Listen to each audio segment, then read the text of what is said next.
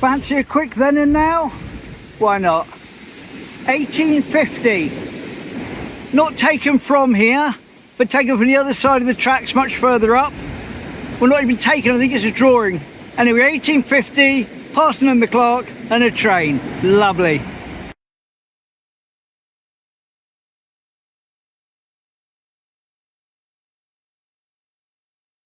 So there we go. As I say, different perspective. And with that, time to head back. So nice to get all the way along. Now I'm going to take a look at Greg's over there, yeah? And the bank next to it, or what was, it's now the complete accountants or property now. But you can see the side of the building there, you've got the lines on the brickwork. And Greg's. And that used to be Royces back in the day, which was a fancy gift shop. Here we go, here's the photo.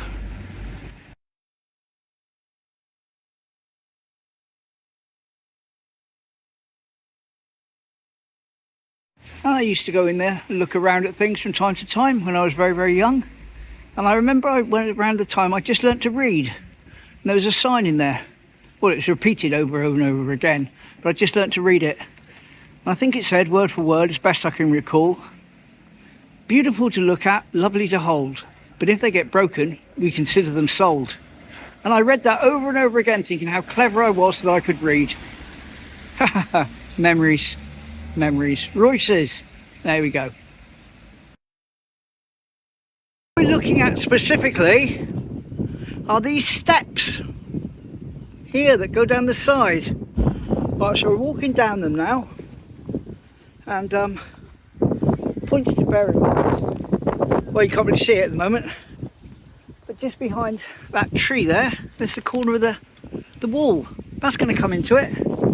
But anyway, we're going to carry on down here, get to the bottom, remembering to hold the handrail and not use the mobile phone, and turn around to line up for those steps here, halfway up, 1967. Here you go.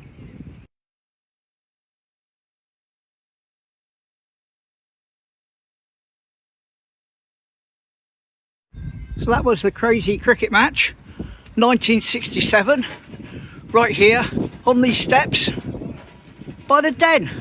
Oh yes, and here's another one from 2010, which shows the Beachcomber in all its glory, along with the toilets underneath. And they were discussing selling it, I think, or the future of it, where they're going to let it keep going. Anyway, here's the article.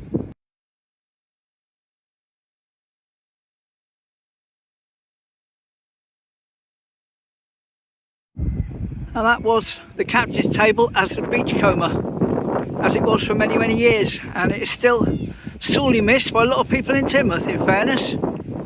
Anyway, that's life.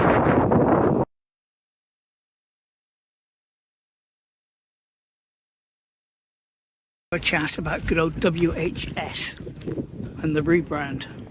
Well, believe it or not, they've only rebranded 10 shops in the whole of the UK. And yes, this is one of them.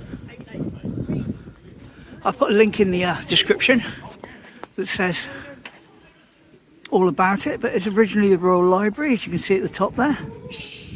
And here's 4 pictures of it over the time, before it was Smith's, when it was still the library, or W Day I think it was before that.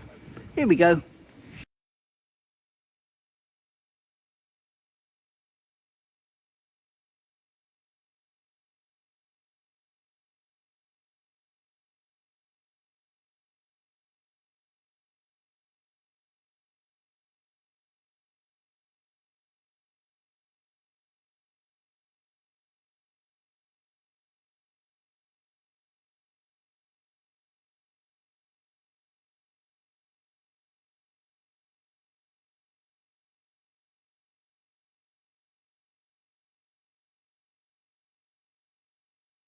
What would have been about a week ago now, I did a then and now from up here by the pier, looking back down at the beach and seafront, and I said it was pre-1877 I think, because the old clock tower was on St Michael's Church. Well, anyway, so I present to you a similar one, which is dated to, for me, the late 1800s. But you'll also notice that the proper clock tower is on St Michael's. So it's in between 1877 and 1900, allegedly.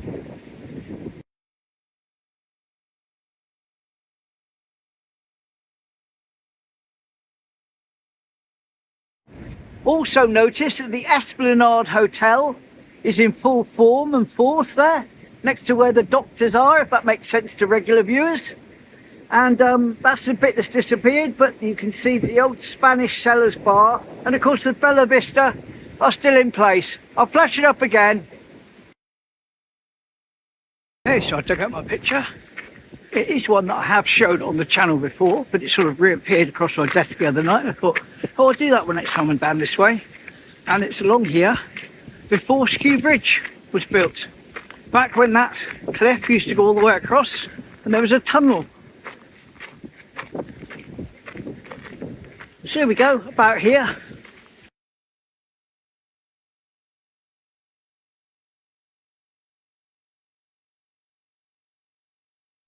The old tunnel before Skew Bridge. And of course this is where the original station was as well. Regular viewers will know this, but again, I've had so many new subscribers, probably haven't seen it, but there used to be the station here where you went into town. You got off the train. I know it sounds ridiculous.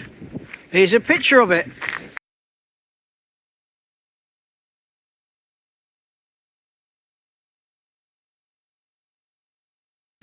So there we go.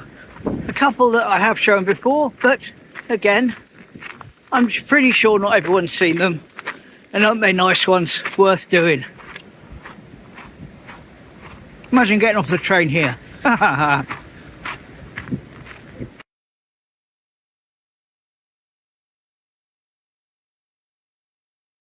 For some reason, on the 25th of July 2012, a load of ladies put their bras on over their t-shirts and walked around at night for a Bras Under the Stars event, according to the paper. Not quite sure why. But it was here this photo was taken. You can see that building in the background.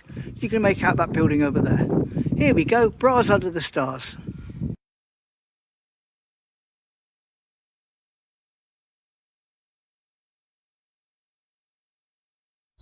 Like I say, I wouldn't normally put that sort of picture on here, not because it's bras, because you've got no real context to it.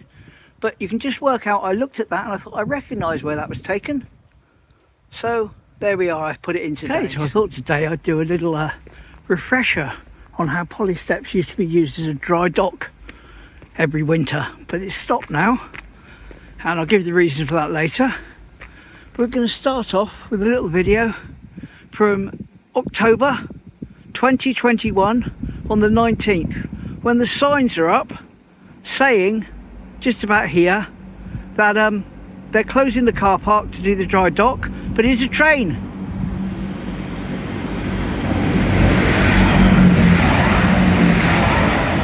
We indeed.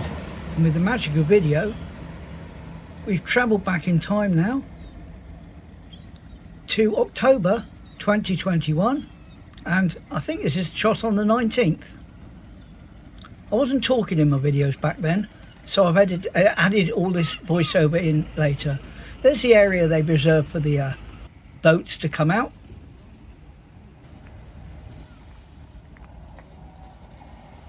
And I think I hear a train. Yay, train! Whee! There he is. Hello, mate.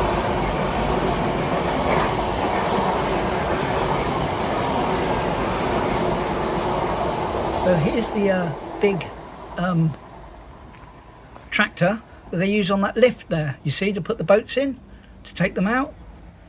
And we just have a little look around at the estuary, where there seems to be quite a few more boats, to be fair, than there are these days. And there's the pontoon as it was back in the day, back in 2021. There we go, and there's the nest. Lovely. Back to present day.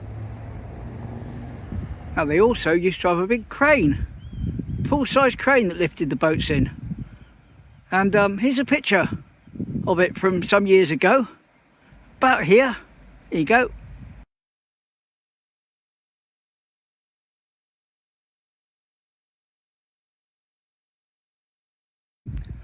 So anyway, that was then. This is now, with obviously no boats in it like there used to be. And here's another little clip of video. Again, this is from the 22nd, I think, of the same month, a couple of days later, when they've sort of started going. And all these up here, all these bays are full of boats. Here we are.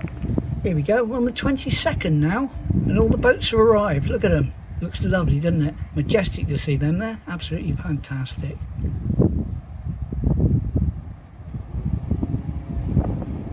There's the lift thing they use to take them out of the water.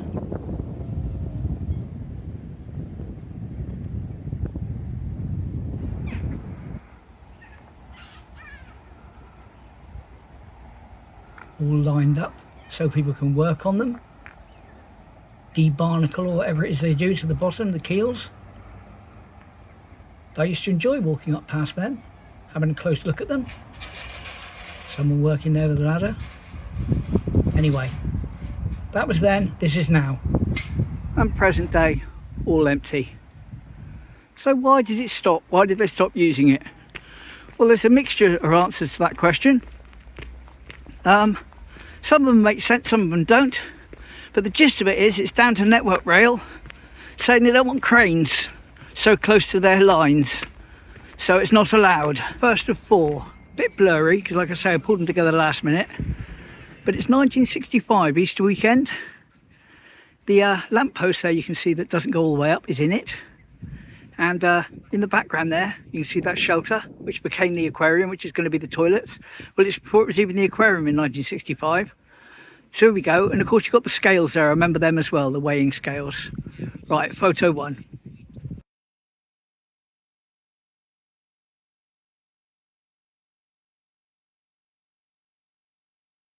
Photo two, same day, panning round of course.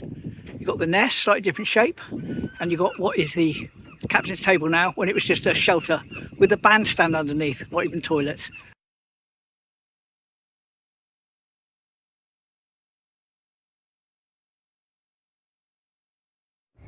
Next shot, you've got the nest, centre and foremost. Again, slightly different shape, but then again, that is nearly, well, over 50 odd to 55, 60 years ago now.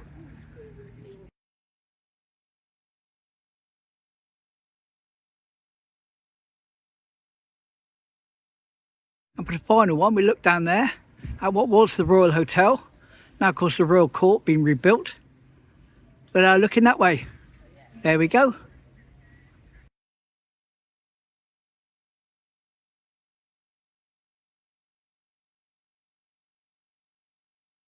So that's basically a pan around. Of course, that sign's there, so probably getting one of the better views or the better lineups of it. Pan around of here, 1965 Easter weekend.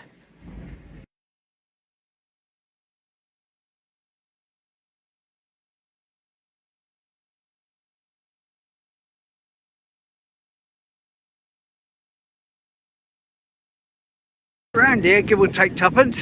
Things to note, the Bella Vista there on the corner, that's the very last house. You see those three windows that go down the side there by the porch.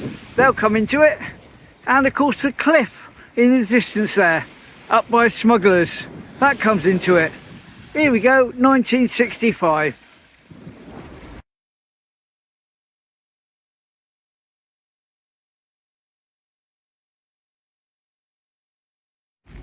Well, there we go, that wasn't exact, but that's the building you can see, and there's the cliff you could see. It may have been taken a bit further down near here, but it's all good.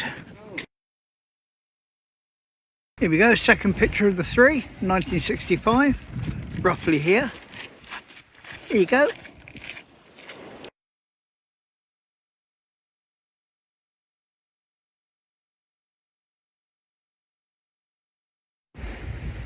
There we go. 1965 Easter. And for our final picture from about here, there's the letters. As you can see at the moment, they're blue on a white background. Well, back in 1965 they were like this.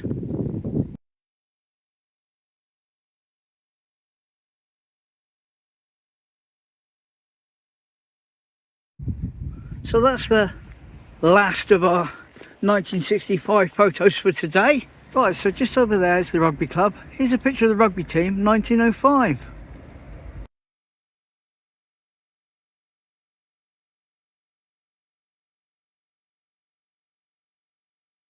Good to see, good to see.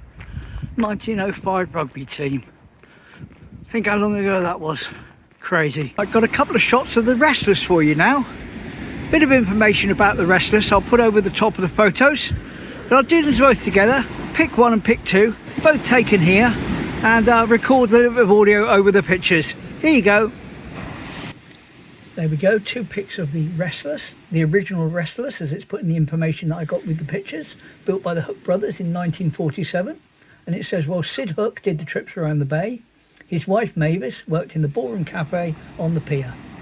And those pictures would have been taken in the 60s. So there we go, that was the Restless on the beach there when they used to dock by the pier and do the pleasure cruises. I know I've shown one of those before, I'm pretty sure, but I don't think I've shown both. So one was new. These trees just up ahead, going to come into our then and now I'm going to do in a minute. It's from 1967. It's the winner of the Carnival. It's coming along this road here, but facing the other direction. Anyway, let me line it up and I'll tell you a little bit about it. Okay, so 1967. Not much recognisable on it really, other than the trees and the den in the background. But on the left hand side of the picture, you'll notice what was called the old bowling pavilion. And that was there before the Carlton Theatre was built and then demolished for the new Teignmouth pavilions, which is there today. So you can make out that in the background. I know that from other old photos. Like I say, 1967, Carnival Winner, I think, I'm not sure.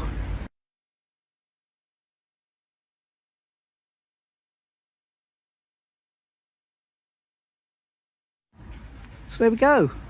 There was another one that turned up with it, but I don't think that was taken in Teignmouth, so I'm not going to be showing that one. I think it was taken somewhere else.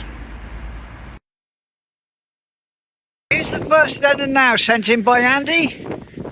It's of a class A1A warship train coming past the old signal box, which was about here. And what's interesting to me about this photo is I see a lot of trains coming past the signal box towards Teignmouth, but this one's heading towards Dawlish. So there we go.